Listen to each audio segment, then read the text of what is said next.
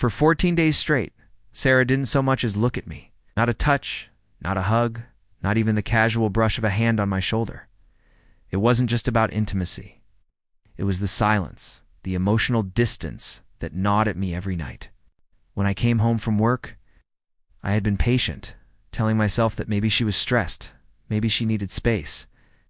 But 2 weeks of sleeping on the edge of the bed, while my own wife scrolled on her phone or turned her back to me, felt like slow torture. I tried to talk to her once. "Sarah, is everything okay between us?" I had asked gently over dinner one night. She barely glanced up from her plate and muttered, "I'm just tired. Don't make it a big deal." So I didn't. I shut down, went quiet. I let my frustration simmer beneath the surface. Then, on the morning of day 15, she suddenly became affectionate. She kissed me on the cheek before I left for work and even called me babe again, something she hadn't done in weeks. Wanted to believe that maybe, just maybe, we had turned a corner. But that evening, as soon as I walked in, Sarah was sitting on the couch with that look, the one she used whenever she wanted something. "Ethan, can I talk to you about something?" she asked sweetly. I sat down, curious. "Sure. What's up?" She hesitated for a second before saying, "I need $2,000. There's this new course I really want to enroll in. It's about personal growth and self-discovery. It would mean a lot if you supported me." Something inside me snapped. 2 weeks of coldness, of being treated like a roommate instead of a husband, and now she was asking for money like nothing had happened. I looked at her, calm but firm, and said, "Sarah, for the past 2 weeks, you've acted like I don't exist. And now you want me to spend $2,000 to support your self-discovery? You ignored me for 14 days. Maybe you can discover how to pay for it yourself." Her mouth fell open in shock. "You can't be serious," Sarah said, her voice rising as though I had just insulted her. "This is important to me, Ethan. You know I've been trying to work on myself." I stayed calm.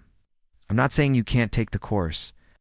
I'm saying I won't be funding it while you treat me like a stranger for 2 weeks.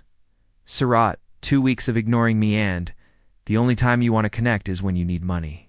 That doesn't sit right with me." Her eyes narrowed. "So this is about intimacy, isn't it? You're punishing me because I wasn't in the mood?" "It's not just about intimacy," I replied, my tone sharper now. "It's about connection.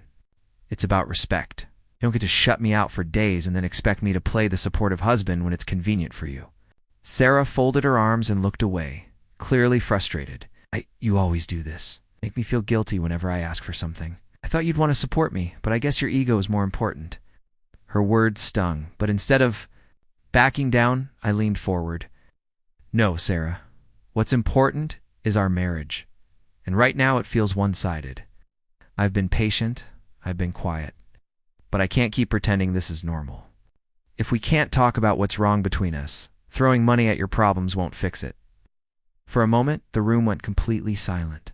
Sarah's face softened just a little. I could tell she didn't expect me to stand my ground. "Like this?" Finally, she sighed.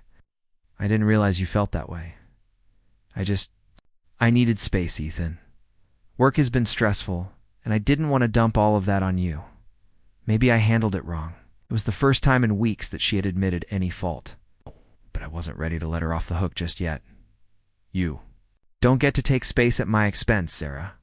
We're supposed to be a team. When you shut me out, it makes me feel like I'm alone in this marriage." She looked down, biting her lip, clearly conflicted. For the first time in days, I saw a flicker of vulnerability in her eyes. The silence between us stretched, heavy and uncomfortable.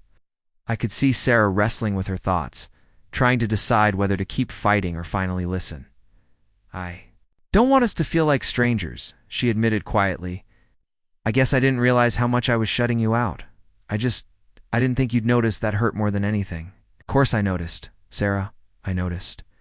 When the person I love stops talking to me, stops touching me, stops sharing her life with me, you think I don't care? I've been carrying this around for 2 weeks, wondering if I did something wrong." Tears welled up in her eyes and she reached for my hand. For a second, I considered pulling away, but I let her hold it. "Sorry," she whispered. "I shouldn't have ignored you." I just didn't know how to ask for what I needed without feeling like a burden. I took a deep breath, then talked to me. Even if you're stressed, even if you're tired, let me in. I can handle your bad days. What I can't handle is being shut out and then treated like a wallet when it's convenient.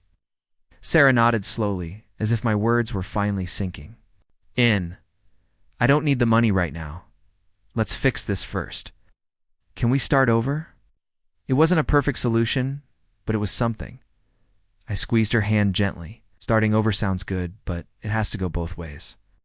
No more silent treatments. No more pretending everything's fine when it isn't. That night, for the first time in 2 weeks, we actually talked.